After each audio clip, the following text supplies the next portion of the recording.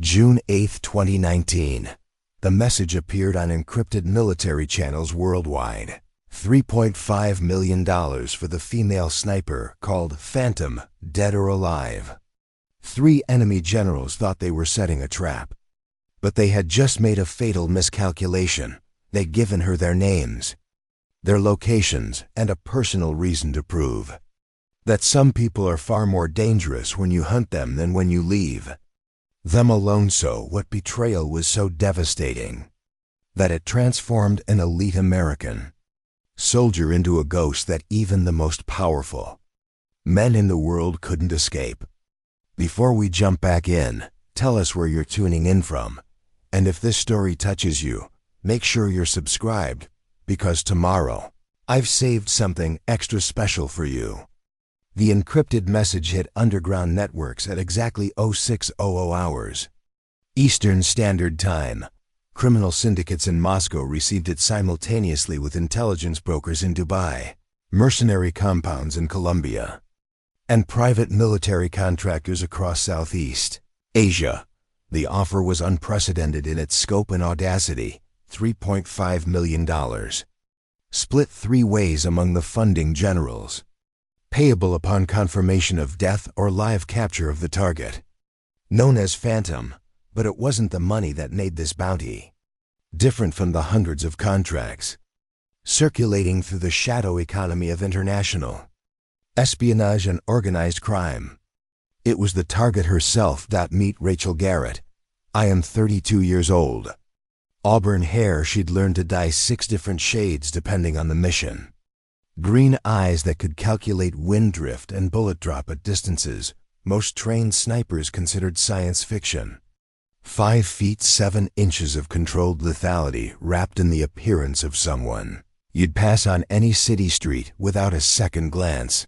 For 4 years, Rachel had been a name whispered in secure facilities from Langley to the Pentagon, discussed in classified briefings that required presidential-level clearance, and feared by criminal organizations across 4 continents. She wasn't the most prolific assassin in the modern intelligence landscape. She wasn't the most brutal or the most expensive. She was simply the most effective. 37 confirmed eliminations. 0 witnesses. 0 failed missions. 0 compromised operations. They called her Phantom for reasons that went beyond the obvious. Security footage corrupted at precise intervals. Digital records vanished from supposedly secure servers. Witnesses developed sudden amnesia or convenient conflicts in their testimony. Entire investigation teams would chase leads for months only to discover they'd been following ghosts' false identities layered so deep that even intelligence agencies with unlimited resources couldn't penetrate them. But Rachel's reputation wasn't built on technical sophistication alone. What made her truly terrifying to the people who knew what she was capable of was something far more fundamental: her patience. Most assassins worked on compressed timelines. Get in, eliminate the target, extract before security could respond. Rachel operated on a completely different temporal scale.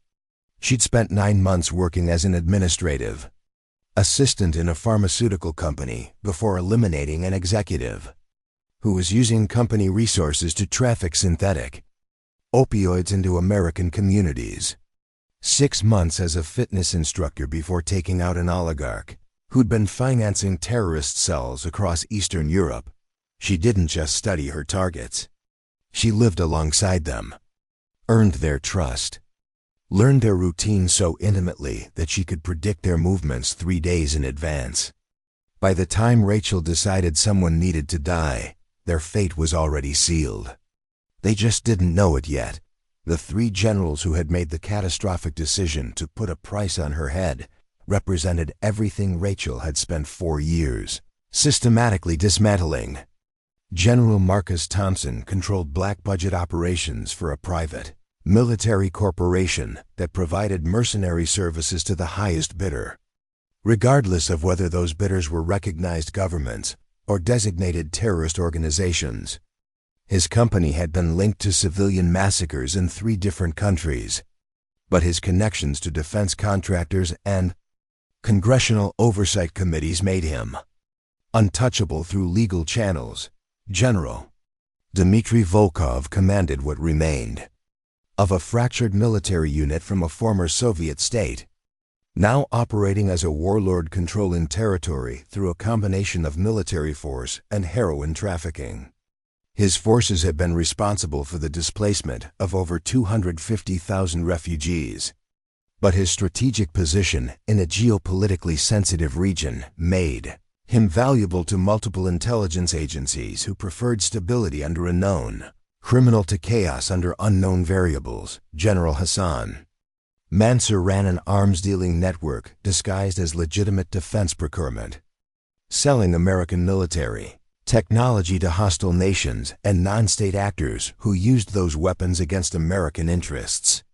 He'd been under investigation by 6 different agencies for 8 years, but his ability to provide intelligence on competing arms dealers made him protected by the very agencies trying to prosecute him. All 3 men had prospered by exploiting the gray zones where official justice couldn't reach. All 3 had built fortunes on the suffering of people who had no recourse to protection. All 3 had assumed that their positions, their connections, and their security apparatus made them immune to consequences. They were about to learn how wrong they were. The bounty announcement included something that most contracts of this nature carefully avoided: detailed information about the funding sources. The message explicitly named all 3 generals, provided their current operational theaters, and even included recent photographs for identification purposes. It was a decision driven by arrogance and desperation in equal measure. Thompson, Volkov, and Mansur had each lost assets to Rachel's operations over the past 2 years. Thompson's second-in-command, eliminated during what was supposed to be a secure meeting in Geneva. Volkov's primary weapons supplier, killed in his fortified estate, despite being surrounded by former Special Forces personnel. Mansur's logistics coordinator, disappeared from a yacht in international waters with security measures that should have prevented even a ghost from boarding.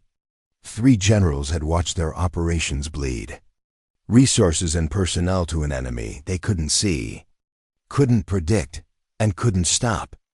The bounty was their solution: use the entire underground economy as their security force. Flush out the Phantom by making her hunted instead of hunter. Force her to surface by making every criminal, mercenary, and intelligence operative in the world aware of her existence and motivated to find her. What they didn't realize was that they just provided Rachel with something she'd been patiently waiting for. Justification. Rachel received the bounty announcement while sitting in a coffee shop in Prague's Old Town district, reviewing encrypted communications on a tablet that would electromagnetically wipe itself if tampered with. She read the message 3 times, memorizing every detail, analyzing every implication. Then she smiled. It was the first genuine smile she'd experienced in 6 months. Not because she enjoyed violence or relished the prospect of killing 3 more men. Rachel had never been motivated by bloodlust or sadistic satisfaction. Her smile came from something far simpler: clarity. For 4 years, she'd operated in moral gray zones, accepting contracts that aligned with her personal code, but always wondering if she was making the right choices. If her vigilante justice was truly serving a greater good, or simply feeding her own need for control in a world that had proven itself fundamentally unjust. The bounty changed everything. Thompson, Volkov, and Mansur hadn't just threatened her life.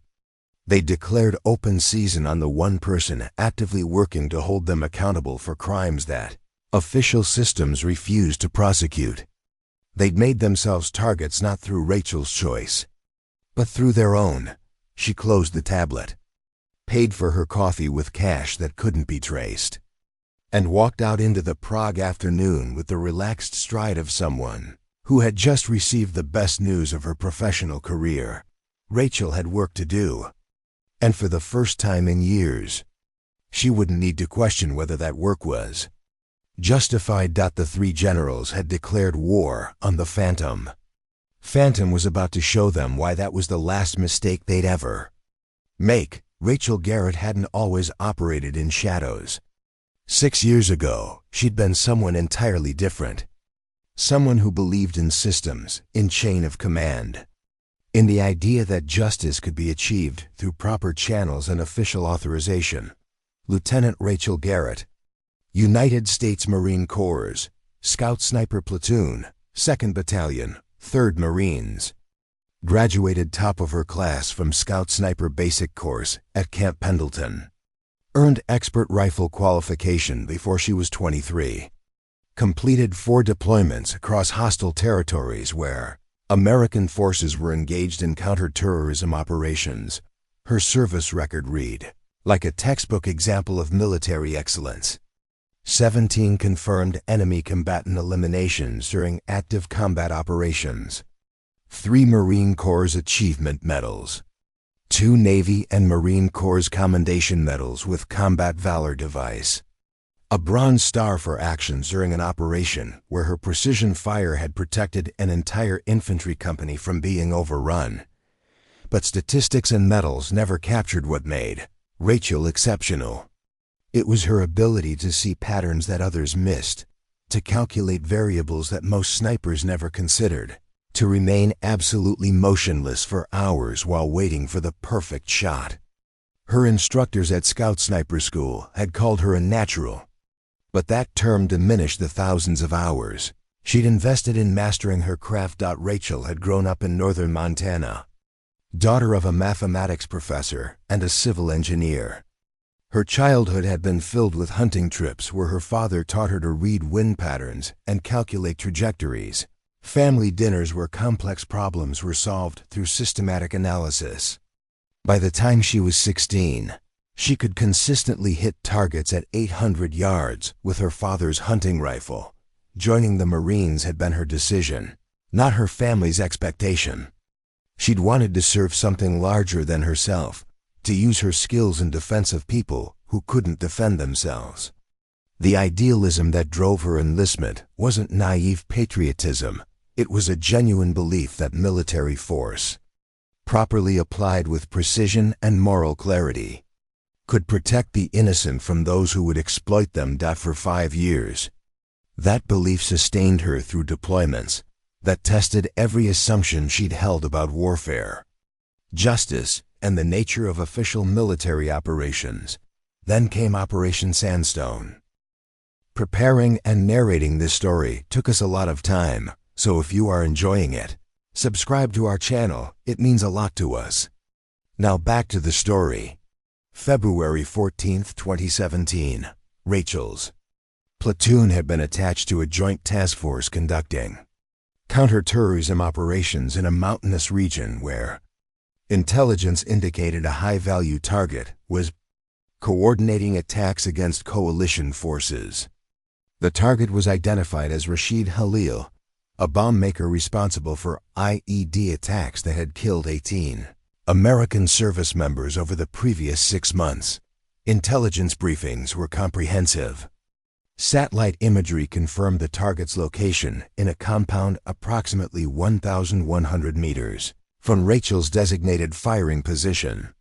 Signal intelligence had intercepted communications confirming Khalil's presence. The authorization came directly from Operational Command with explicit rules of engagement. Eliminate the target. Minimize collateral damage. Extract immediately. Rachel had spent 11 hours in position, waiting for the precise moment when the target would be isolated from potential civilians. When Khalil finally emerged into the compound's courtyard at 14:37 hours, Rachel had a clear shot with zero risk of collateral casualties. She controlled her breathing, accounted for wind speed, humidity, and the slight downward angle of her firing position, settled her crosshairs on center mass, squeezed the trigger with the smooth, steady pressure that had become automatic after thousands of repetitions. The .300 Winchester Magnum round traveled 1,100 meters in 1.4 seconds, striking exactly where Rachel had aimed. The target dropped instantly. Mission accomplished. Textbook execution. Rachel and her spotter began their extraction, following the planned route that would take them to their pickup point 3 kilometers away. The mission was classified as a complete success. Intelligence confirmed the target had been eliminated. No collateral damage. No complications. No follow-up required, except the target hadn't been Rashid Khalil. The truth emerged slowly over the following weeks, pieced together from classified reports that Rachel wasn't supposed to see. From conversations with intelligence officers who asked questions that revealed more than their answers. From the sudden reassignment of her commanding officer to a training position far from active operations. The man Rachel had killed was named David Chun. He was a CIA operative who had spent 2 years infiltrating the terrorist network that Rashid Khalil operated within. Chun had been days away from providing intelligence that would have dismantled the entire organization, prevented dozens of planned attacks, and saved potentially hundreds of lives. Someone in the intelligence chain had deliberately falsified the target identification. Someone had substituted Chun's location for Khalil's coordinates. Someone had authorized Rachel to eliminate an American intelligence asset while making it appear to be a legitimate counter-terrorism operation. When Rachel discovered the truth, her first instinct was to report through official channels. She requested meetings with her commanding officer, with the battalion intelligence officer, with anyone who would listen to her concerns about the mission parameters. Those meetings went nowhere. She was told the mission had been properly authorized, that she had followed lawful orders, that operational intelligence sometimes contained errors that couldn't have been predicted, that the best course of action was to accept that mistakes happen in warfare and move forward with her duties. But Rachel had grown up solving problems through systematic analysis. She began investigating on her own, using skills she'd developed during intelligence training to trace the authorization chain for Operation Sandstone. What she discovered was worse than a simple intelligence failure. 3 officers had been involved in falsifying the mission parameters. Each had received substantial payments into offshore accounts in the weeks following Chun's death. The payments originated from financial networks connected to the same criminal organizations that Chun had been investigating. David Chun hadn't been killed by mistake. He'd been deliberately assassinated using Rachel as the unwitting weapon. Authorized through corrupted intelligence channels that had been compromised by the very criminals Sheen was working to expose. Rachel attempted to present her evidence to the Inspector General's office. She was informed that her investigation constituted unauthorized access to classified materials. She was given 2 options: accept administrative separation from the Marines with an honorable discharge and non-disclosure agreement, or face court-martial for mishandling classified information and potential charges related to Chun's death. The threat was clear. The officers who had corrupted the intelligence system had enough institutional protection to destroy her rather than face accountability themselves. Rachel chose a third option that wasn't offered. She accepted the honorable discharge, signed the non-disclosure agreement, attended the separation processing that officially ended her military career. Then she disappeared into the civilian world with a new understanding of how systems actually worked when corruption reached high enough levels. For 6 months, Rachel lived quietly in Seattle, working as a technical writer for a software company, trying to reconcile her belief in institutional justice with the reality that institutions protected themselves more effectively than they protected the truth. During those 6 months, 3 officers died in what appeared to be unrelated accidents. Major Bradley Morrison, the intelligence officer who had falsified Chun's target identification, died in a car accident on a mountain highway when his brakes failed at a crucial moment. The investigation ruled it mechanical failure due to poor maintenance. Lieutenant Colonel James Patterson, who had authorized the mission despite discrepancies in the intelligence package, died from a heart attack while hiking alone in the Cascade Mountains. The medical examiner found elevated toxin levels consistent with a rare plant species native to the region tragic, but not suspicious given his known habit of foraging wild plants during hikes. Colonel Sarah Mitchell, who had been the final authority approving Operation Sandstone, died in her home from what appeared to be a break-in gone wrong. The intruder was never identified, nothing was stolen, and the only evidence was a single fatal wound that investigating detectives noted was remarkably precise for a panicked burglar. No one connected the 3 deaths. No one investigated whether the former Marine sniper, who had been discharged 6 months earlier, might have possessed both the motive and skills to engineer what appeared to be accidents and random crimes. Rachel had learned an important lesson from her military service. Proper planning and patient execution could accomplish objectives that direct confrontation never could. She had also learned something more fundamental. When systems fail to deliver justice, someone has to operate outside those systems. Not because vigilante action was ideal, but because allowing corruption to prosper unchallenged was worse than the moral compromises required to stop it. That compromises required to stop it. Transformation from Lieutenant Rachel Garrett to the operative known as Phantom didn't happen overnight. It was a deliberate process of accepting that the person she had been, the one who believed in proper channels and official authorization, could never achieve what needed to be done. Some betrayals don't just end careers. They end the version of yourself that made betrayal possible in the first place. Rachel Garrett had been betrayed by the very institution she'd sworn to serve.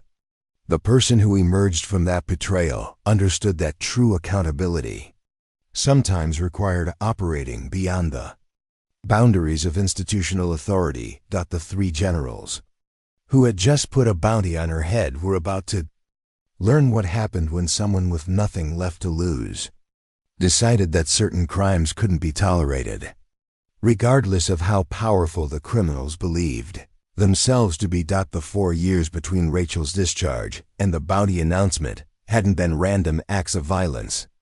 They'd been a systematic campaign guided by principles more rigid than any military code of conduct she'd followed as a Marine. Rachel had developed what she privately called her 3 laws criteria that every potential contract had to satisfy before she would even consider accepting it. Law 1. The target must have caused direct, measurable harm to people who had no ability to defend themselves. Rachel didn't accept contracts based on political disagreements, business rivalries, or personal vendettas. Her targets were predators who exploited the vulnerable, human traffickers, arms dealers supplying terrorist organizations, corrupt officials who profited from suffering. Law 2. Official justice must have already failed. Rachel operated exclusively in spaces where legal systems had been compromised, where institutional protection made prosecution impossible, where the target's connections or resources placed them beyond conventional accountability. Law 3. Collateral damage must be impossible. Rachel never accepted missions where innocent people might be harmed. Her eliminations were surgical: 1 target, 0 bystanders, executed with precision that eliminated any possibility of civilian casualties. These weren't suggestions. They were absolute requirements. Criminal organizations and intelligence brokers who wanted to hire the Phantom learned quickly that offering contracts outside these parameters resulted in immediate rejection and sometimes unwanted scrutiny of their own operations. The reputation Rachel had built over 4 years rested on 3 documented operations that had become legendary in the shadow world of international espionage and organized crime. 18 months after leaving the Marines, Rachel had accepted her first paid contract. The target was Eduardo Reyes, a construction magnate operating across Central America who used his legitimate business empire as cover for a sex trafficking operation that moved kidnapped girls through a network of construction sites. Local law enforcement had been investigating Reyes for 3 years, but his political connections and willingness to bribe officials at every level made prosecution impossible. 2 journalists who had attempted to expose his operations had disappeared. An activist group that organized protests outside his corporate headquarters had been violently attacked by unknown assailants. Rachel spent 7 months working as a project coordinator for one of Reyes's construction companies in Honduras. She filed reports, attended meetings, earned promotions based on genuine competence in logistics and planning. She became trusted enough to attend private corporate events where Reyes conducted business that never appeared in official records. During those 7 months, Rachel documented everything. She identified the specific routes used to transport victims, the officials who accepted bribes to ignore suspicious activities, the financial structures that disguised trafficking profits as legitimate construction revenue. On March 23, 2018, Eduardo Reyes attended a private dinner at his estate outside Tegucigalpa. He was surrounded by bodyguards, protected by security systems that cost more than most people earned in a lifetime. Confident that his wealth and connections made him invulnerable, Rachel was working that evening as part of the catering staff, a position she'd secured through the same systematic infiltration that had gotten her hired by his construction company.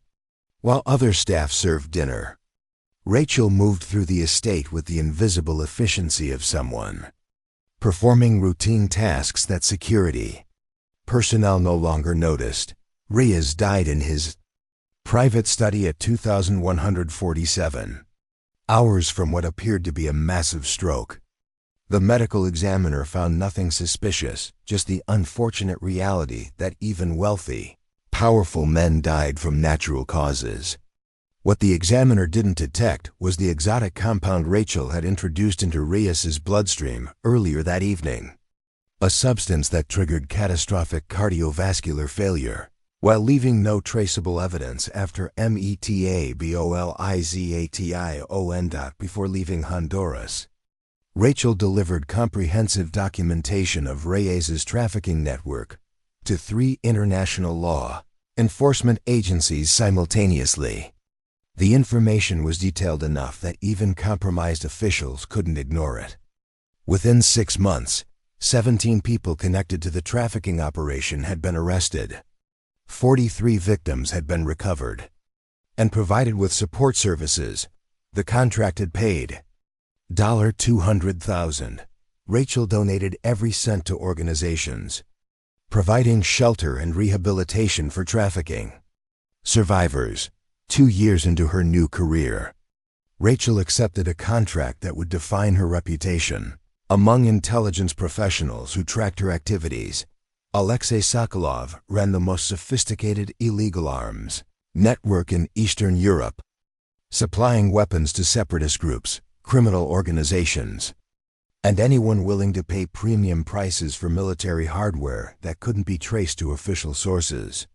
His network had been linked to terrorist attacks in 8 countries, but his cooperation with various intelligence agencies providing information about competing arms dealers made him politically protected. Rachel spent 4 months working as a translator for one of Sokolov's front companies, a position that required fluency in Russian and technical knowledge of weapon systems. Her Marine Corps' background had provided the weapons expertise. She'd spent 3 months in intensive language training to acquire the Russian fluency necessary for the role. During those 4 months, Rachel gained access to Sokolov's digital networks, not through sophisticated hacking, though she'd learned basic cyber infiltration skills, but through the much simpler method of being trusted enough to be given passwords and access credentials as part of her legitimate job responsibilities. Sokolov maintained detailed records of every transaction, every client, every shipment. He believed in documentation as insurance information he could trade if his political protection ever failed. What he didn't realize was that his meticulous record-keeping would become the weapon that destroyed him. Rachel didn't kill Alexei Sokolov. She did something more devastating. On August 9, 2019, encrypted files containing complete documentation of Sokolov's arms network appeared simultaneously on servers belonging to Interpol, the FBI, Russia's FSB, and 6 international news organizations. The files included client names, transaction records, shipping routes, and evidence directly linking Sokolov's operations to specific terrorist attacks. Within 24 hours, Sokolov was arrested by Russian authorities, not because they wanted to prosecute him, but because the public exposure made ignoring his activities politically impossible. 3 of his largest clients were killed by rivals who discovered they'd been selling information to intelligence agencies. His entire network collapsed as operators scrambled to protect themselves from the comprehensive exposure Rachel had engineered.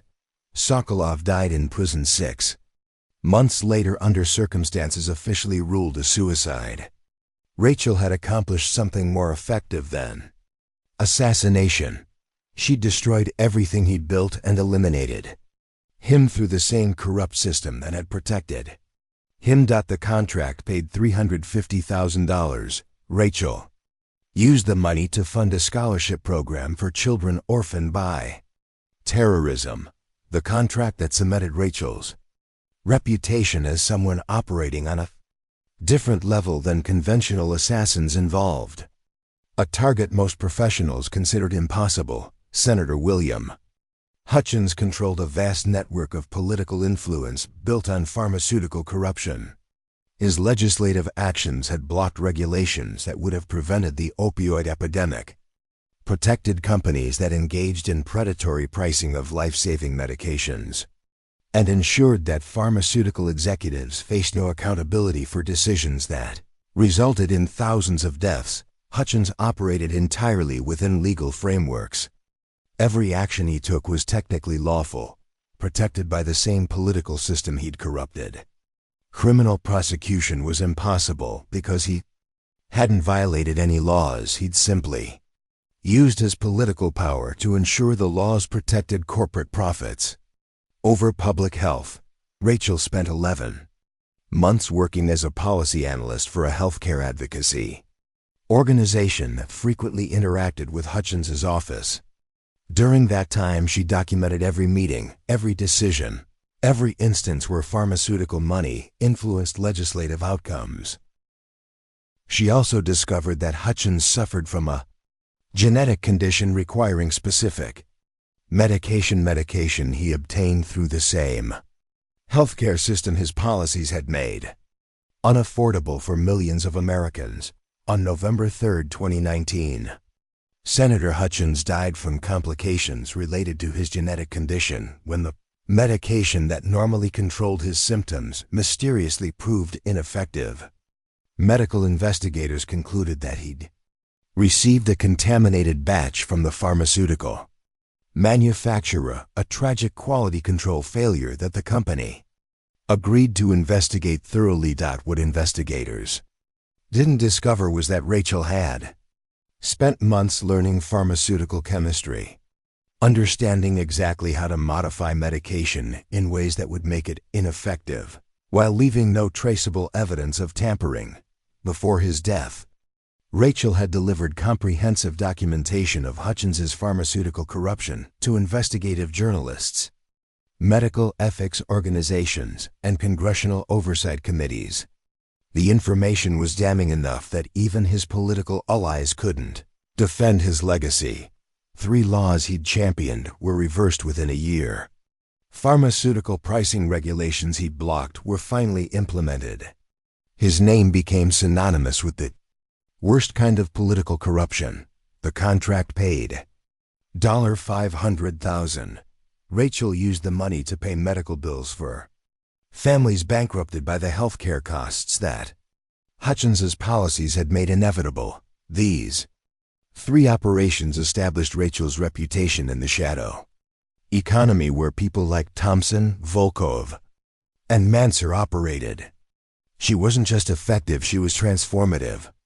Her eliminations didn't just remove individual threats. They dismantled entire criminal infrastructures and triggered systemic changes that official justice systems couldn't achieve. But reputation came with consequences. Every successful operation increased her value as a target.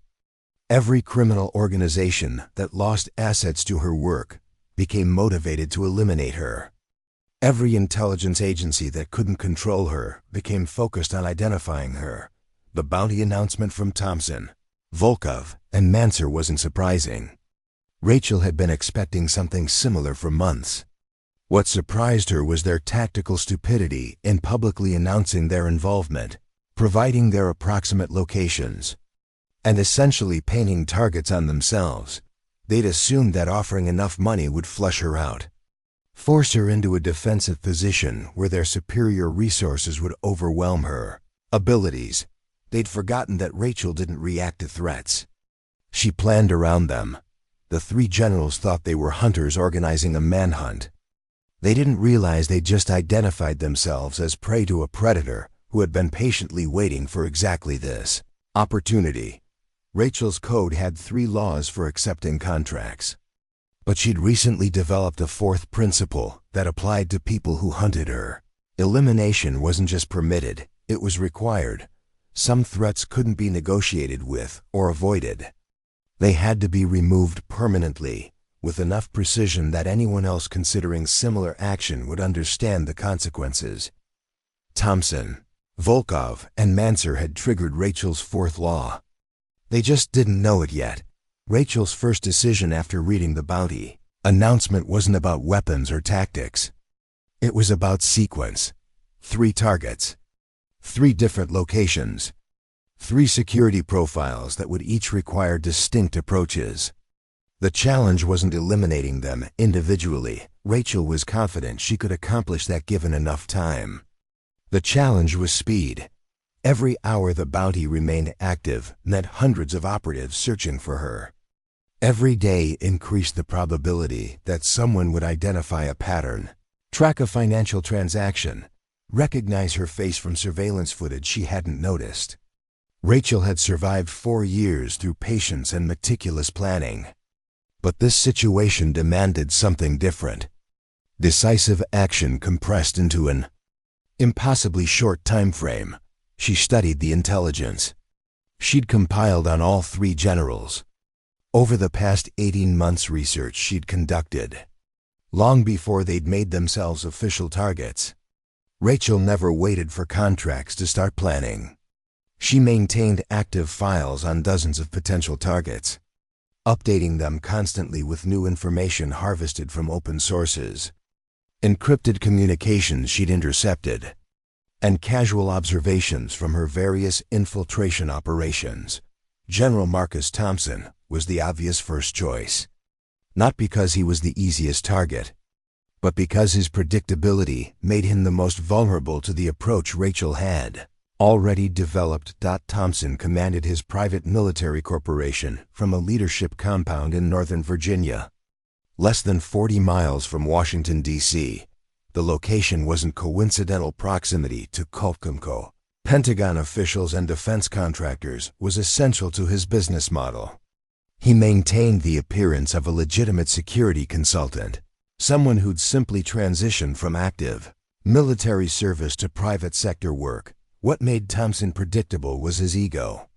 He believed his success came from superior tactics and strategic thinking, never acknowledging that his real advantage was corruption and political connections. That ego manifested in routines designed to project authority and control. Every Tuesday and Thursday morning, Thompson conducted physical training with former special operations personnel who served as his personal security team. The sessions took place at exactly 600 hours in an outdoor facility.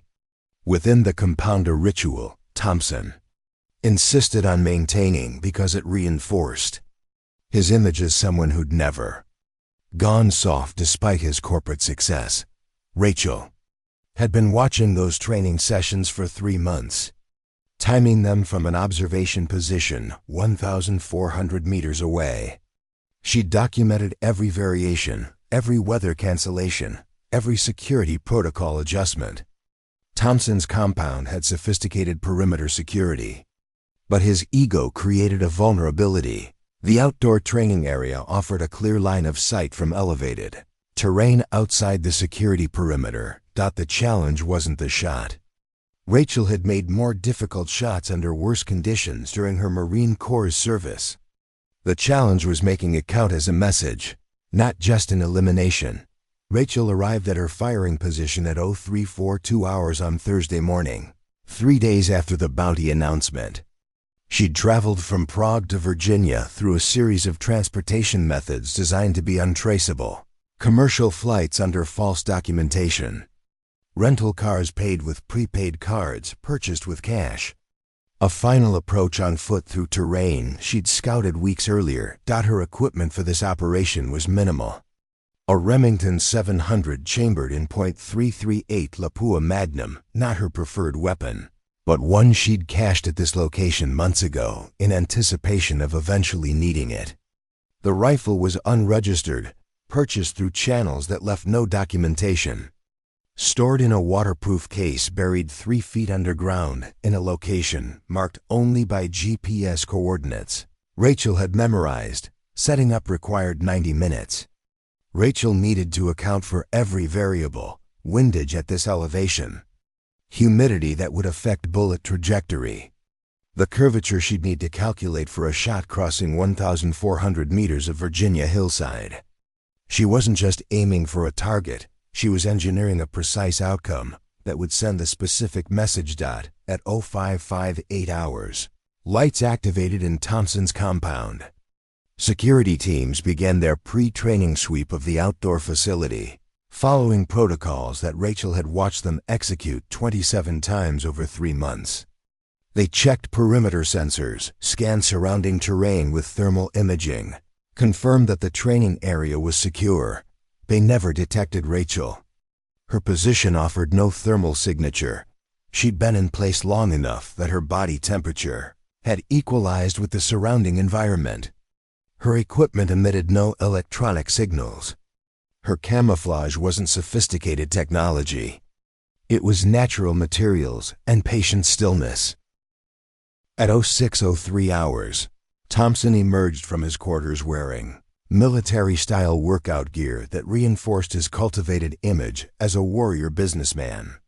6 security personnel accompanied him, all armed, all scanning their surroundings, with the trained awareness of former special operations professionals. Rachel watched through her scope as Thompson performed his warm-up routine, the same sequence of exercises he'd executed every Tuesday and Thursday for the past 3 months. Predictability wasn't just a vulnerability. For someone like Thompson, it was a fatal character flaw disguised as discipline. At 0607 hours, Thompson moved to the center of the training area to begin the primary workout sequence. For exactly 4 seconds, his security team's attention shifted to their own exercises, a gap in coverage so brief that most threats would never exploit it. Rachel had been counting on those 4 seconds for 3 months. She controlled her breathing, settled her crosshairs on the target, and squeezed the trigger with pressure so smooth it felt like the weapon fired itself. The .338 Lapua Magnum round traveled at 2,850 feet per second, crossing 1,400 meters in approximately 1.8 seconds. It struck Thompson's center mass with 4,700 foot-pounds of energy, eliminating him instantly. By the time his security team identified the shot direction and organized a response, Rachel was already executing her extraction. She'd planned the route months ago, a descent path that used terrain features to break line of sight, a vehicle staged 12 minutes away at a hiking trailhead, a route back to a regional airport where she'd booked a flight under documentation that wouldn't be flagged for another 72 hours. The shot itself had taken 1.8 seconds. The entire operation from arrival to extraction took 8 hours and 43 minutes. Thompson's security team found the firing position 6 hours after Rachel had departed, long enough for weather to erase most forensic evidence, but not so long that they couldn't calculate trajectory and confirm that the shot had been nearly impossible. That was the message Rachel intended to send. Not just that Thompson was dead, but that he'd been eliminated from a distance most professionals would consider beyond effective range.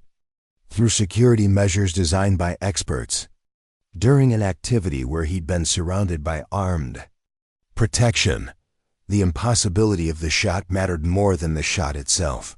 News of Thompson's death reached international intelligence networks within 2 hours. The details spread through encrypted channels within 4 hours. By evening, every criminal organization, mercenary company, and intelligence agency tracking the bounty situation knew 3 critical facts. First, the Phantom wasn't hiding from the bounty. She was actively hunting the people who'd funded it. Second, she'd eliminated Thompson during a time when he was surrounded by maximum security, using methods that demonstrated capabilities beyond normal assassination protocols. Third, she'd done it 3 days after the bounty announcement, suggesting she'd been planning Thompson's elimination long before he'd made himself an official target. But Rachel wasn't finished. Thompson had been the opening statement proof that the bounty wasn't protection, it was provocation. What she needed to do next would prove that her campaign against the 3 generals wasn't reactive violence. It was systematic dismantling of threats that had existed long before they'd made the mistake of hunting. Her 48 hours remained before Volkov and Mansour would realize that their security measures were inadequate.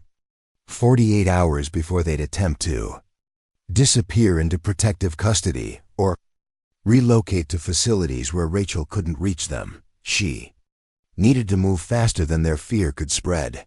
Rachel's flight from Virginia landed in Berlin at 0834 hours the following morning. She had 14 hours before her next operation window open time. She spent reviewing intelligence on General Dmitry Volkov and refining the approach she'd been developing for 9 months. Volkov would require something completely different from the precision shooting that had eliminated Thompson. His paranoia and the territory he controlled made convention approaches impossible. Rachel had learned during her 4 years operating outside official channels that the best plans exploited target strengths rather than avoiding them. Volkov's paranoia made him predictable. His brutal reputation made people around him terrified and compliant. His control over heroin trafficking routes made him dependent on networks that could be manipulated. She wasn't going to shoot Volkov from a distance. She was going to make him destroy himself. The approach required precision of a different kind, not ballistic calculations and windage adjustments, but psychological manipulation and systematic exploitation of the very security measures Volkov believed made him invulnerable. Have you ever noticed that the strongest fortresses often contain the seeds of their own destruction? Sometimes the walls built to keep enemies out become the trap that prevents escape. Sometimes the people we trust to protect us are the ones who deliver us to exactly what we feared most. Rachel had spent 9 months studying Volkov's operation. She knew his security protocols, his distribution networks, his personal habits. More importantly, she understood his psychology, the paranoia that made him see threats everywhere, the brutality that made him trust only fear as a motivator, the greed that made him prioritize profit over every other consideration. Thompson had died from a bullet that proved distance wasn't protection. Volkov would die from something more insidious, the realization that the empire he'd built was the weapon being used against him. Rachel had 48 hours to execute an operation she'd been planning for 9 months. The complexity didn't concern her. She'd learned from the Marines that complicated plans failed. But layered operations built on simple sequential actions could accomplish objectives that seemed impossible. General Volkov was about to learn that paranoia couldn't protect you from threats that came from inside your own organization, wearing the faces of people you'd terrorized into loyalty. The second elimination was ready to begin. General Dmitry Volkov received news of Thompson's death while reviewing shipment manifests in his fortified headquarters, a converted Soviet-era military facility in a disputed border region where three nations claimed authority but none could actually enforce law. His response was immediate and comprehensive. All external meetings were canceled. All personnel movements were restricted to essential operations only. The fortress that had protected him for 6 years became a prison he locked himself inside. Surrounded by 70 armed men who understood that failure to protect their employer meant death for themselves and their families, Volkov had built his empire on fear and violence.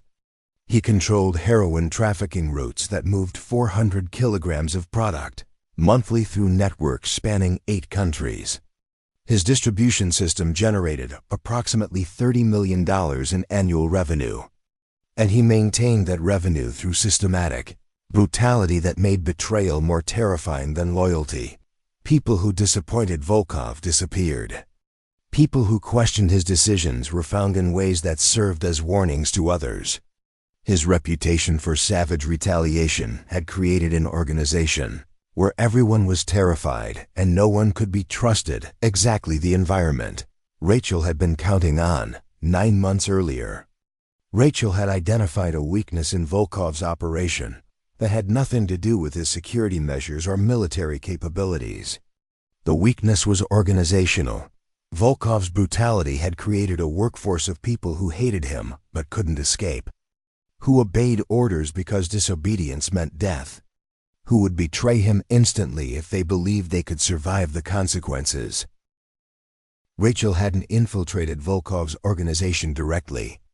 That would have been impossible. His paranoia meant background checks were exhaustive, and any new person entering his inner circle faced scrutiny that would expose even the most sophisticated false identity. Instead, Rachel had spent 9 months cultivating a relationship with someone already inside Volkov's network, Katerina Volkov. The general's younger sister, Katerina, was 31 years old. Educated in Moscow before the family's criminal empire had forced her to relocate to the disputed territory her brother controlled. She managed the financial operations that laundered drug money through legitimate business fronts, a position that gave her access to every detail of the trafficking network while keeping her isolated from them. Violence that sustained it. She also despised her brother. Rachel had first made contact with Katerina 8 months ago in Prague. During one of the quarterly trips Katerina made to coordinate with European financial partners. The approach had been carefully designed to appear coincidental. A conversation in a hotel bar, shared frustration about travel delays, an exchange of contact information that led to occasional messages and eventually an ongoing friendship. Over 8 months, Rachel had learned everything about Katerina's situation. The woman was trapped, too valuable to her brother's operation to be allowed to leave, too aware of the organization's crimes to be trusted with freedom, too terrified of Dmitry's retaliation to attempt escape. Rachel had also learned that Katerina possessed complete access to her brother's operational security protocols, his daily schedules, and his personal habits. Information she'd accumulated during 6 years of managing his financial operations. The relationship Rachel built with Katerina wasn't friendship. It was a carefully constructed operation designed to create leverage, establish trust, and position someone inside Volkov's organization who had both motive to betray him and access to make that betrayal effective. 3 days after Thompson's death, Rachel sent Katerina an encrypted message from Berlin. "Your brother killed mine 6 years ago. Tomorrow he answers it. You can be complicit or you can be free. Your choice." The message was a lie. Rachel had no brother, and Volkov hadn't killed anyone in her family. But Katerina didn't know that. She only knew that Rachel had somehow connected her to Dmitri's operation, possessed evidence of that connection, and was offering an option that Katerina had fantasized about for 6 years: escape with immunity. Katerina's response arrived within 2 hours. "What do you need?" What Rachel needed was specific information. She couldn't acquire through external surveillance: the exact location of Volkov's private quarters within the fortress, the rotation schedule for his personal security team, and most importantly, access to the digital security systems that controlled facility lockdowns. Katerina provided everything within 12 hours. The information included architectural diagrams, personnel schedules, and remote access credentials to the security network, everything Rachel needed to execute an operation that would make Thompson's elimination look straightforward by comparison. Rachel's plan for Volkov exploited the paranoia that he believed protected him. His fortress was designed to repel external threats: reinforced walls, layered security checkpoints, armed personnel trained to detect and eliminate intruders. What it wasn't designed to handle was internal chaos orchestrated by someone who understood exactly how the security measures operated. At 0230 hours on the third morning after Thompson's death, Rachel activated the remote access Katerina had provided. From a laptop in a Berlin hotel room, she began systematically manipulating Volkov's security network. First, she triggered false alarms at the facility's southern perimeter motion sensors, indicating potential breach attempts at locations where external surveillance showed no actual threats. Security teams responded according to protocol, diverting personnel to investigate the phantom intrusions. 15 minutes later, Rachel triggered contradictory alarms at the northern perimeter. Security teams split further, attempting to respond to multiple simultaneous threats that didn't exist. At 0247 hours, Rachel triggered the facility's emergency lockdown protocol, a security measure designed to seal the fortress against external attack by automatically locking all interior doors and isolating sections of the facility from each other. Lockdown trapped Volkov's security teams in separate sections of the fortress, unable to coordinate or respond to actual threats. It also sealed Volkov himself inside his private quarters with his personal security detail. 4 men who'd served him for years, but who, Rachel had learned from Katerina, resented him deeply. What happened next wasn't something Rachel directly controlled. She'd simply created the conditions that made it inevitable. Isolated in his quarters, unable to communicate with the rest of his security force, watching his facility's security systems display contradictory information about threats that might or might not be real. Volkov did exactly what his paranoid psychology demanded. He began questioning whether his personal security team was loyal or complicit in whatever attack was unfolding. Rachel had spent months studying Volkov's psychology through Katerina's observations. She understood that his paranoia wasn't just a personality trait. It was the foundation of how he maintained control. He trusted no one completely. He assumed everyone would betray him, given sufficient motivation. His security measures were designed around the assumption that even his closest associates were potential threats. In the sealed environment of his private quarters, with alarms indicating threats he couldn't verify and security systems behaving erratically, Volkov's paranoia transformed into accusation. He began interrogating his security detail about the lockdown, about whether they were involved in whatever was happening, about whether they'd been compromised by external threats. The exact details of what happened in Volkov's private quarters between 0247 and 0312 hours were never fully documented. What security cameras recorded, before they mysteriously malfunctioned, showed a confrontation that escalated from verbal accusations to physical violence. When the facility lockdown was finally lifted at 0334 hours, security teams discovered Volkov dead in his quarters alongside 2 of his personal security detail. The other 2 security personnel claimed they'd acted in self-defense when Volkov had drawn a weapon and accused them of betrayal. The investigation that followed was chaotic and inconclusive. Volkov's organization fractured immediately without his brutal leadership. Various lieutenants began fighting for control, none of them commanding the fear necessary to maintain the discipline Volkov had enforced through violence. Within 72 hours, rival criminal organizations had moved into territory Volkov had controlled. Within a week, law enforcement agencies from 3 countries had launched coordinated operations that dismantled major portions of the trafficking network.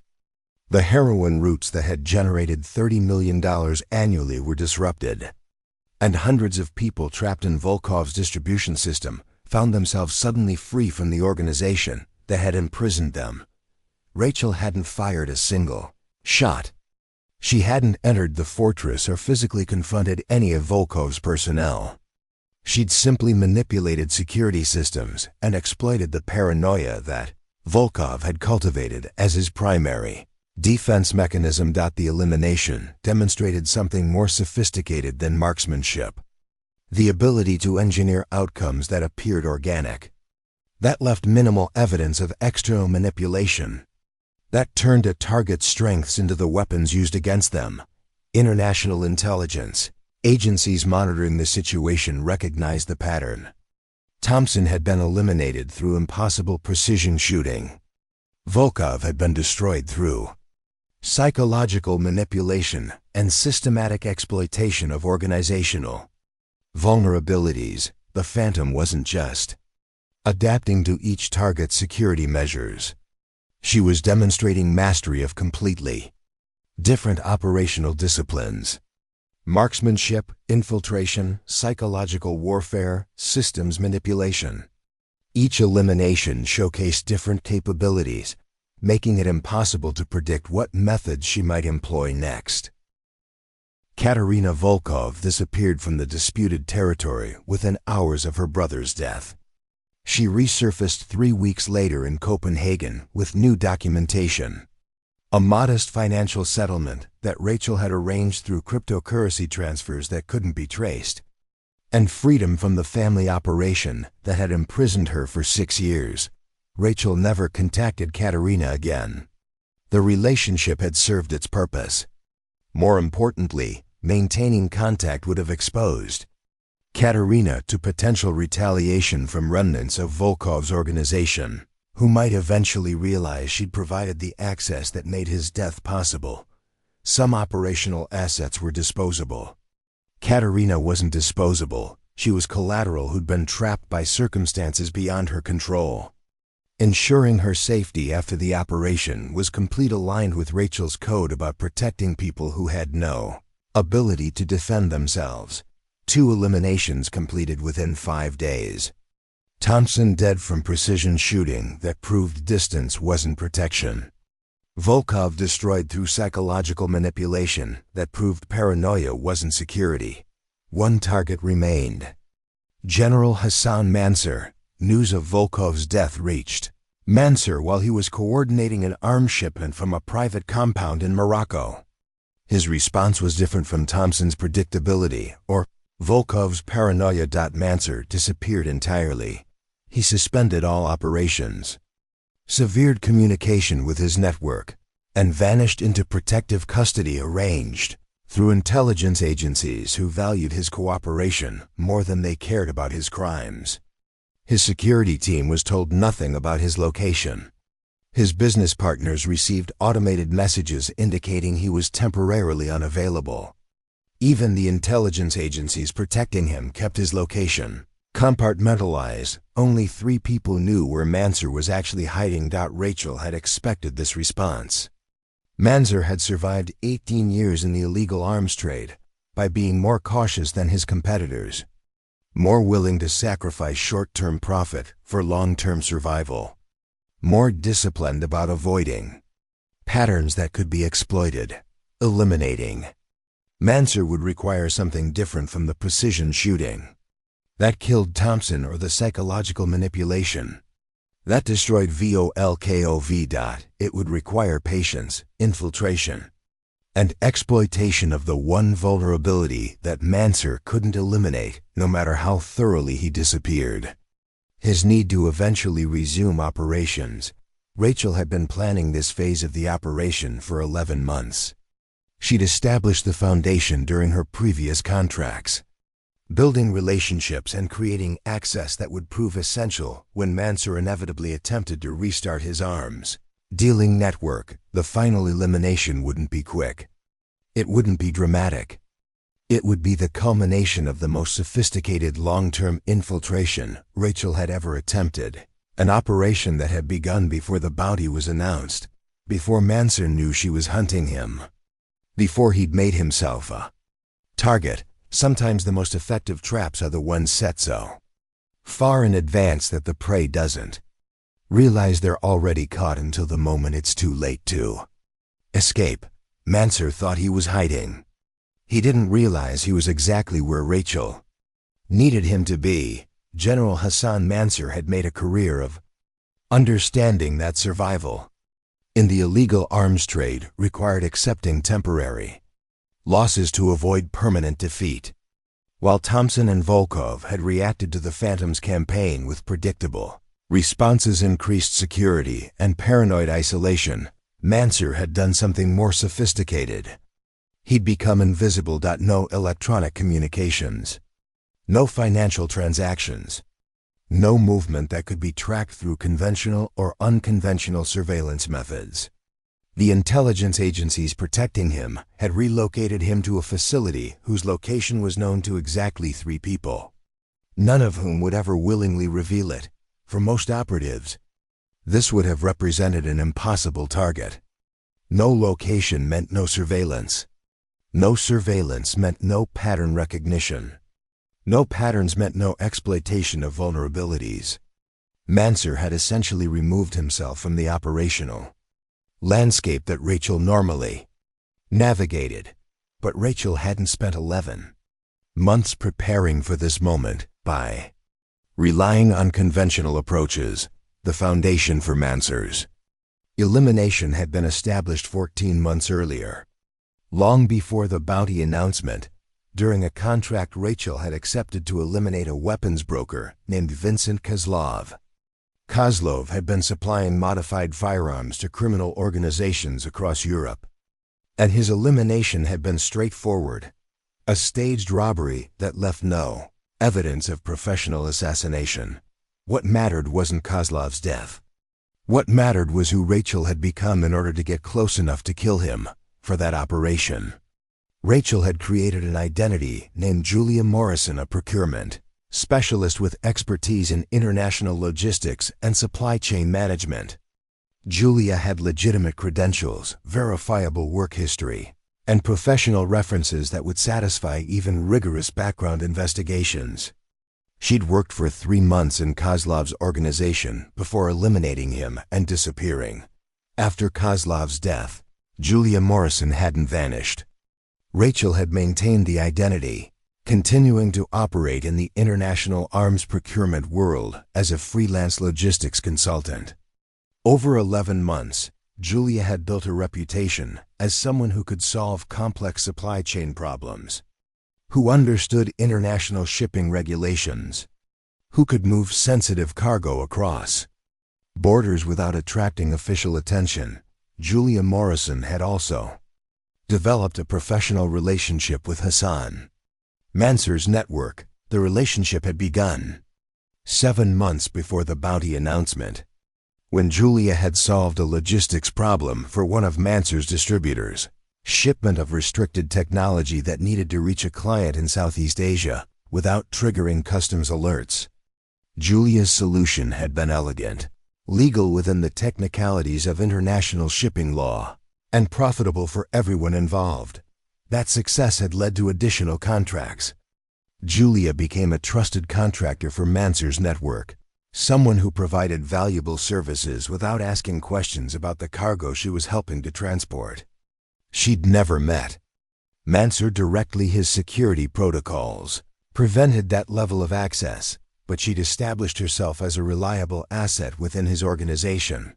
When Mansur disappeared after Volkov's death, his organization didn't completely shut down. The network he'd built over 18 years represented too much invested capital, too many valuable relationships, too much potential profit to simply abandon. His second-in-command, a former military intelligence officer named Robert Chun, maintained minimal operations while waiting for Mansur to decide it was safe to resume normal business. 3 weeks after Mansur vanished, Chun received an encrypted message from Julia Morrison, one of Mansur's most valuable clients. A defense contractor in Eastern Europe had an urgent requirement for specialized communications, equipment that couldn't be procured through official channels. The contract was worth $4 million, but it required immediate coordination and Mansur's personal authorization to proceed. Chen understood the dilemma. Mansur had made himself unreachable specifically to avoid being located through his business communications. But $4 million represented significant revenue that the organization couldn't afford to lose during an extended shutdown. More importantly, maintaining relationships with high-value clients was essential to resuming operations once Mansur decided the threat had passed. Chun made the decision that Rachel had predicted he would make. He established contact with Mansur to seek authorization for the contract. The communication was brief, encrypted, and routed through multiple relay servers designed to prevent location tracking. Mansur authorized the contract and provided specific instructions for how Chun should coordinate with Julia Morrison to execute the shipment. That single communication, lasting less than 3 minutes, gave Rachel everything she needed. The encryption and routing protocols Mansur used were sophisticated, but not impenetrable. Rachel had spent 2 years studying signals intelligence techniques, learning from experts in cyber warfare, investing in technology and expertise that let her operate at levels normally reserved for government agencies. She couldn't decrypt the communication in real time, but she could identify the relay servers being used and trace the routing pattern. Over the next 72 hours, Rachel systematically analyzed the communication infrastructure, identifying a pattern that revealed the general geographic region where Mansur's transmission had originated. Not a precise location, the security measures prevented that, but enough information to narrow the possibilities from anywhere in the world to within a 200-kilometer radius of Zurich, Switzerland. The intelligence agencies protecting Mansur had chosen Switzerland for obvious reasons: strict banking privacy laws, political neutrality that discouraged international cooperation on intelligence matters, and sophisticated security infrastructure that made unauthorized surveillance nearly impossible.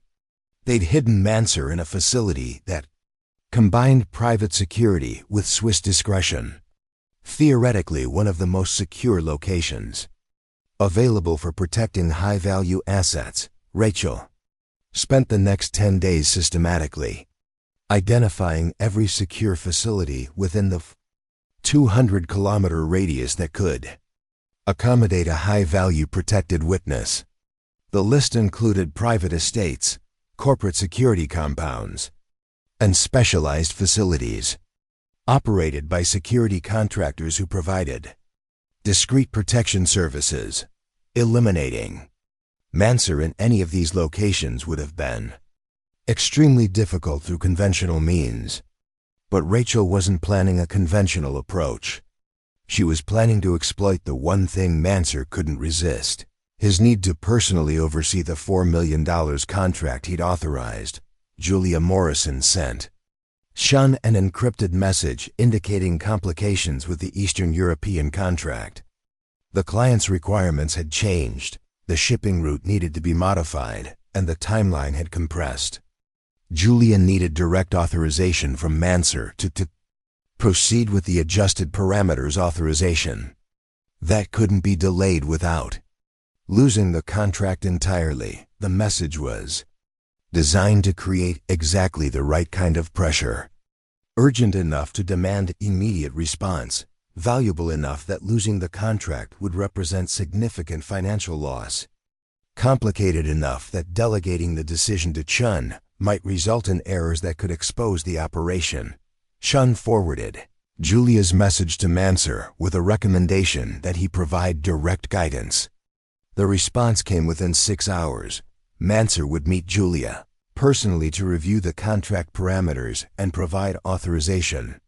The meeting would take place in 4 days at a location to be specified 48 hours in advance. Rachel had forced Mansur out of hiding by creating a situation where remaining hidden cost more than the risks of limited exposure. It was a calculation she'd been engineering for 11 months, built on relationships and reputation that predated the bounty by months. The meeting location was specified 36 hours before the scheduled time. A private estate outside Lucerne, owned by a security contractor who specialized in protecting high-risk clients.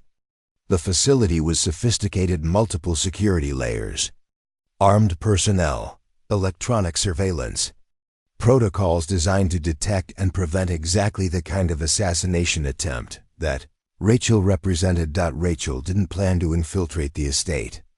She didn't plan to overcome the security measures. She planned something much simpler.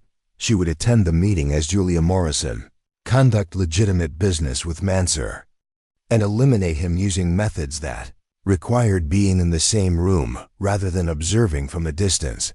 The risk was extraordinary. If Mansur's security team identified Julia Morrison as Rachel Garrett, she would be captured or killed before she could execute her plan.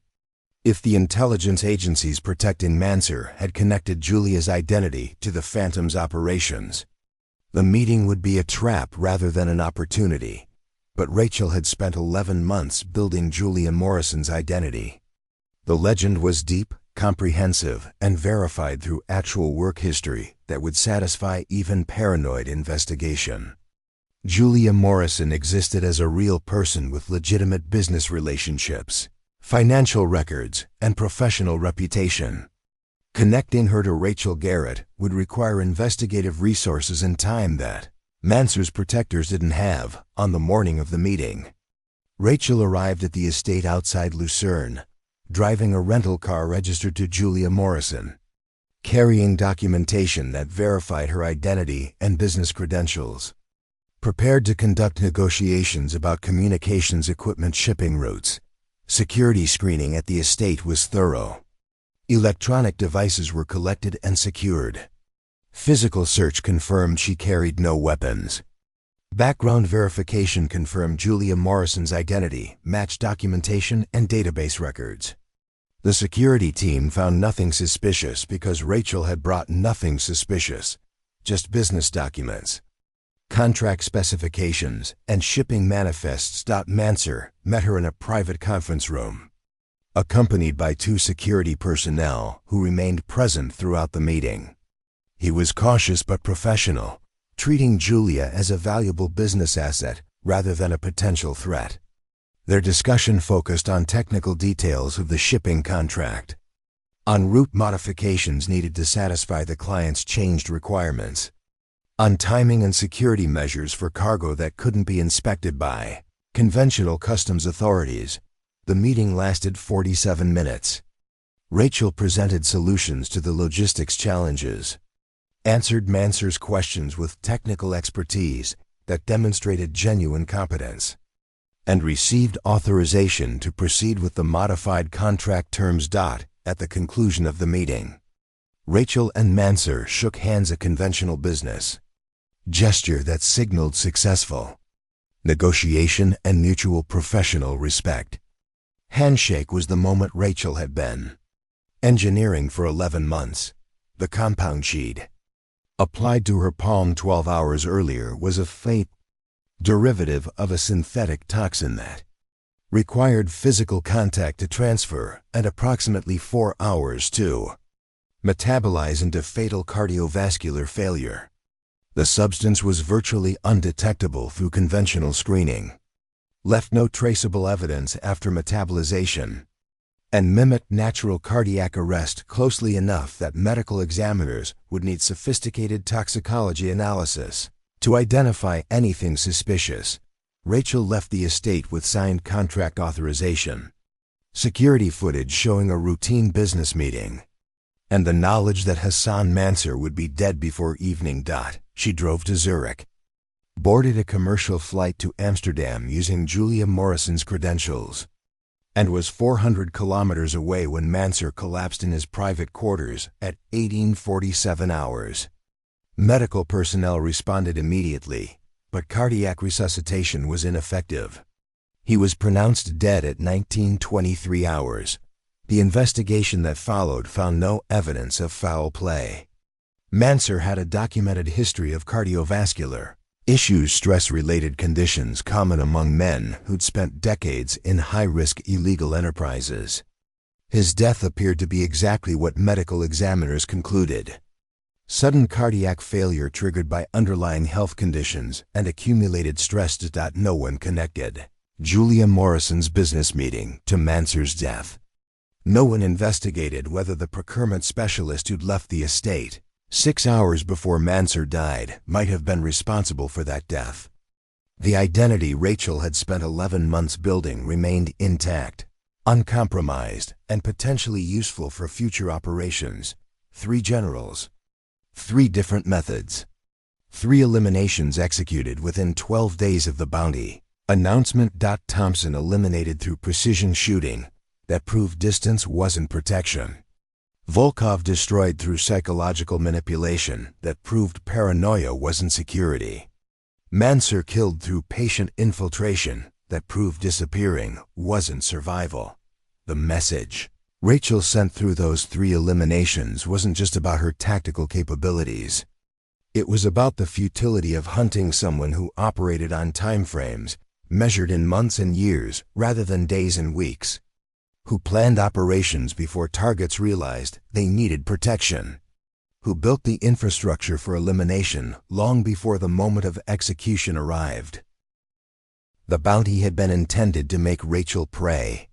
Instead, it had provided her with perfect justification for operations she'd been preparing to execute, regardless of whether Thompson, Volkov, and Mansour made themselves official targets.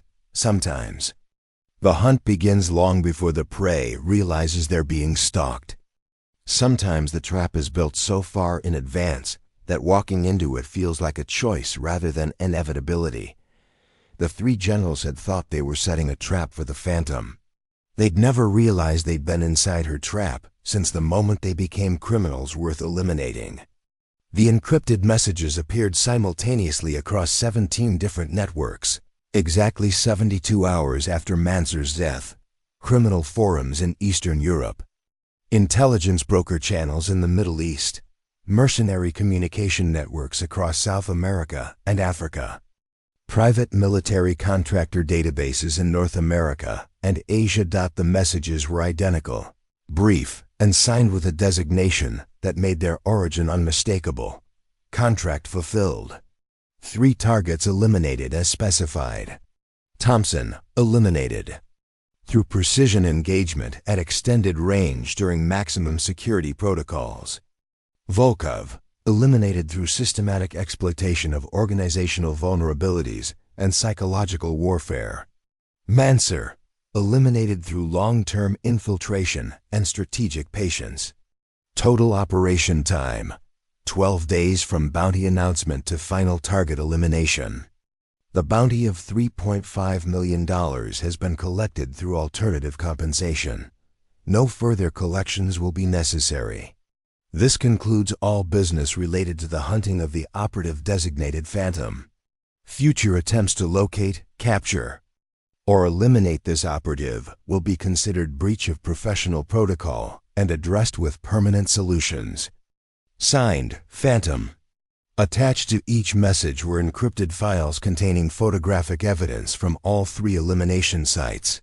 technical analysis of the methods employed, and precise timestamps demonstrating that all eliminations had occurred within the 12-day window following the bounty announcement.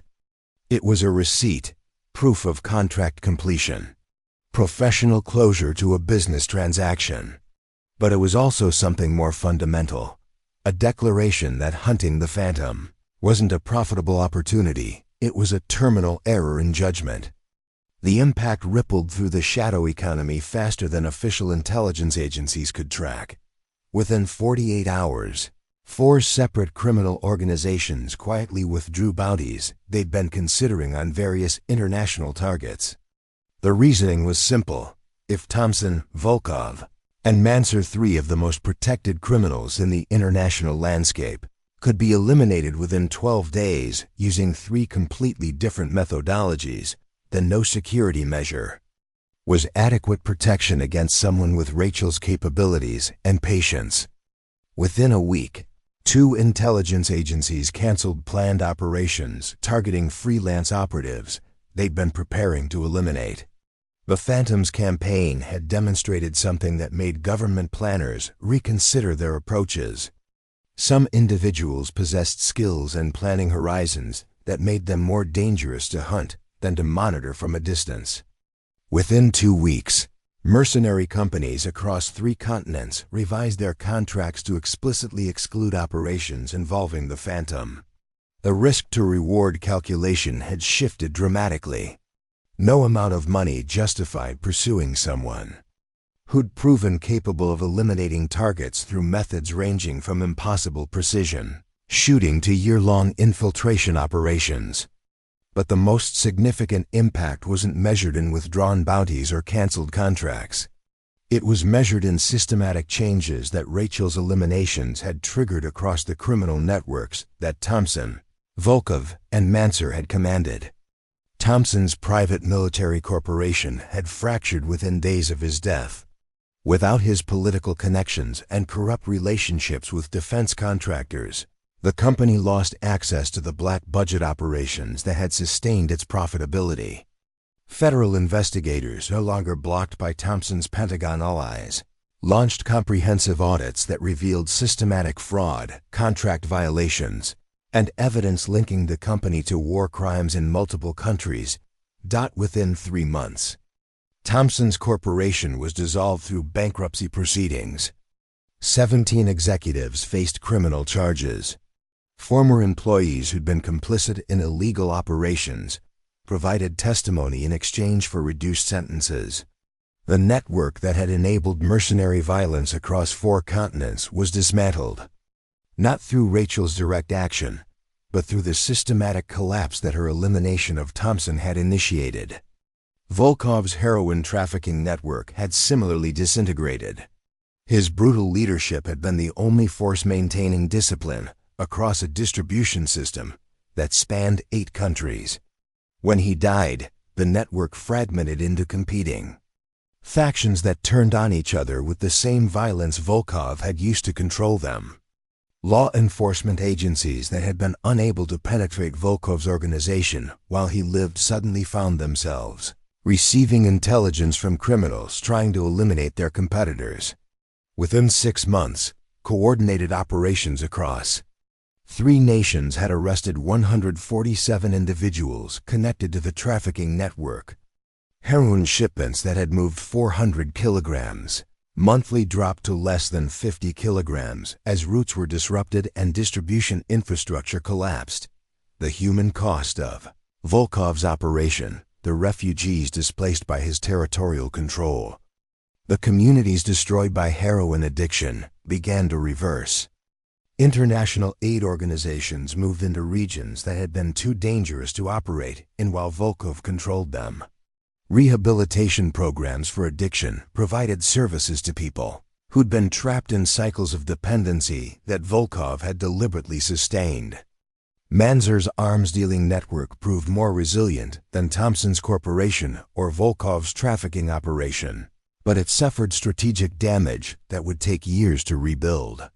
Robert Chun, attempting to maintain operations after Mansour's death, discovered that many of their most Valuable clients had quietly moved their business to competitors during the chaos following the bounty announcement. More significantly, the intelligence agencies that had protected Mansur in exchange for information about competing arms dealers suddenly found themselves without their primary source. They'd invested years cultivating Mansur as an asset, tolerating his crimes because his intelligence value outweighed the political cost of prosecution. His death forced those agencies to reconsider their approach to managing criminal informants. 3 separate internal reviews were launched, examining whether protecting criminals like Mansur actually served national security interests or simply enabled harm while creating dependency on unreliable assets. The reviews were classified, but intelligence professionals familiar with the investigations reported that Mansur's death had triggered genuine policy debates about the ethics and effectiveness of protecting criminals in exchange for intelligence. Rachel learned about these cascading effects through the same encrypted networks she used to monitor contracts and track potential targets. She hadn't predicted all of them. Some were unexpected consequences of eliminating 3 highly connected criminals whose operations touched dozens of other networks. But she recognized the pattern. Removing certain individuals from positions of power didn't just eliminate immediate threats. It destabilized entire systems that had been built around their corruption and protected by their influence. 6 months after the bounty announcement, Rachel was sitting in a different cafe in a different city, reviewing encrypted communications on a different self-destructing device. The cafe was in Barcelona this time. The communications involved a potential contract in West Africa. The device would electromagnetically erase itself if anyone unauthorized attempted access. She'd returned to her previous work pattern selective contracts aligned with her code. Operations planned months in advance. Systematic elimination of targets that official justice couldn't or wouldn't address. The bounty incident had enhanced rather than damaged her reputation.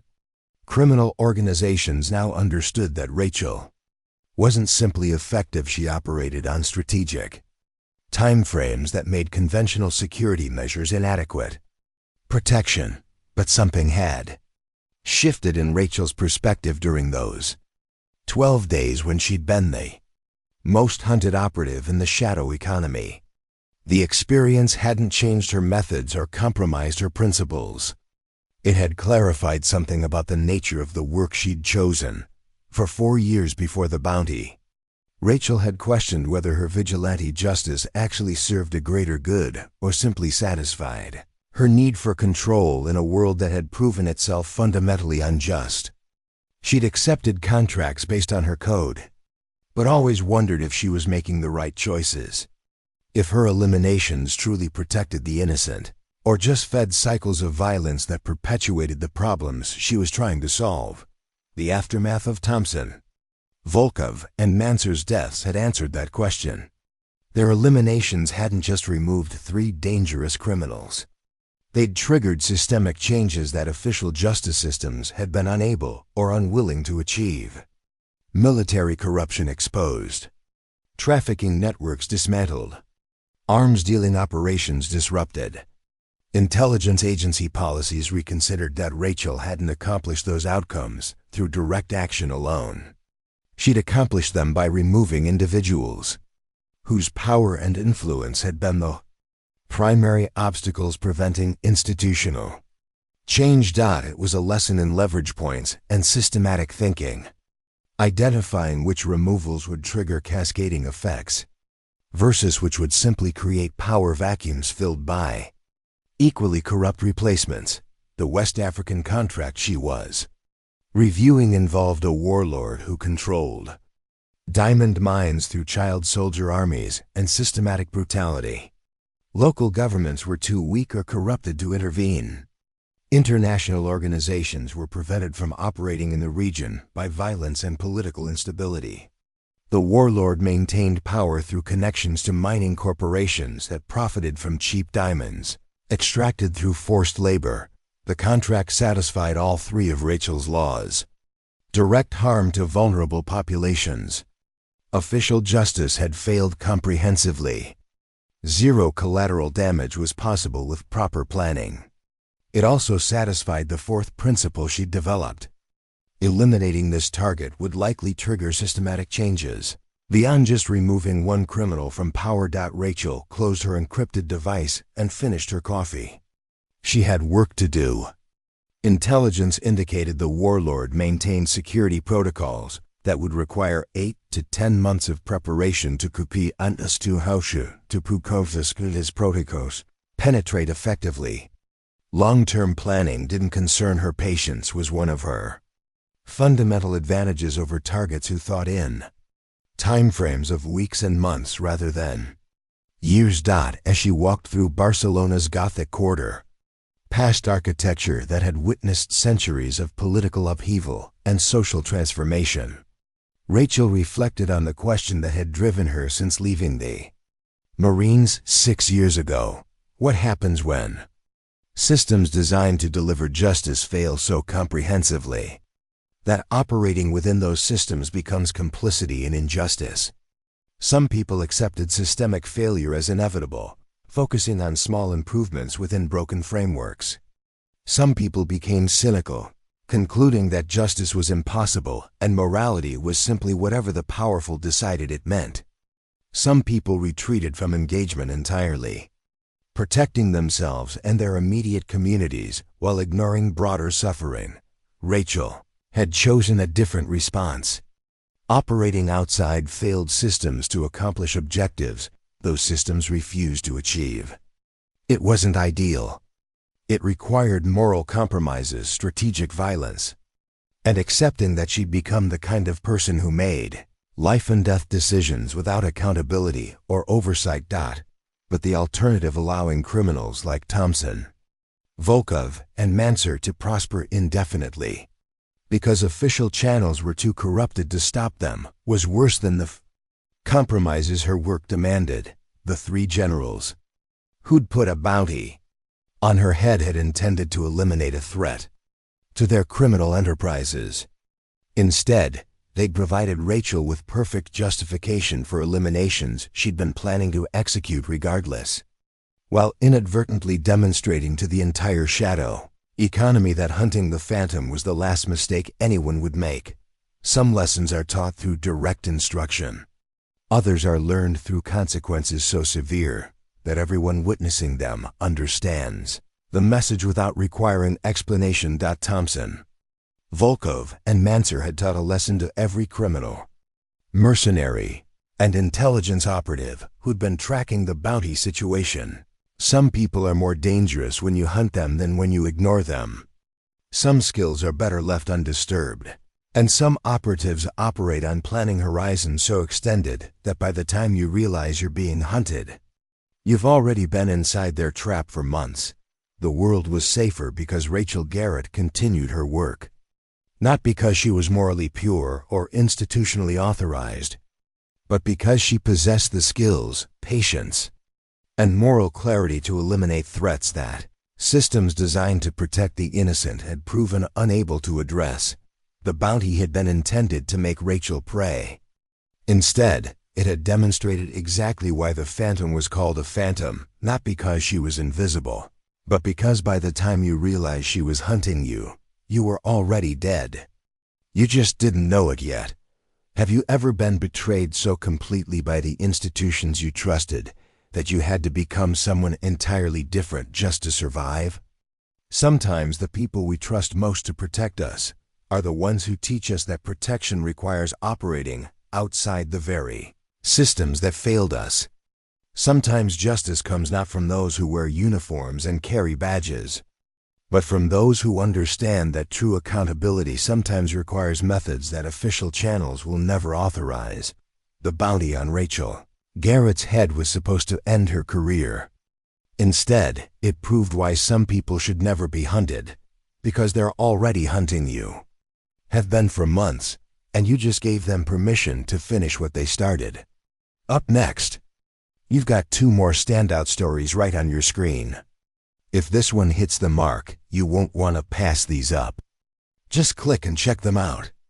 And don't forget to subscribe and turn on the notification bell so you don't miss any upload from us.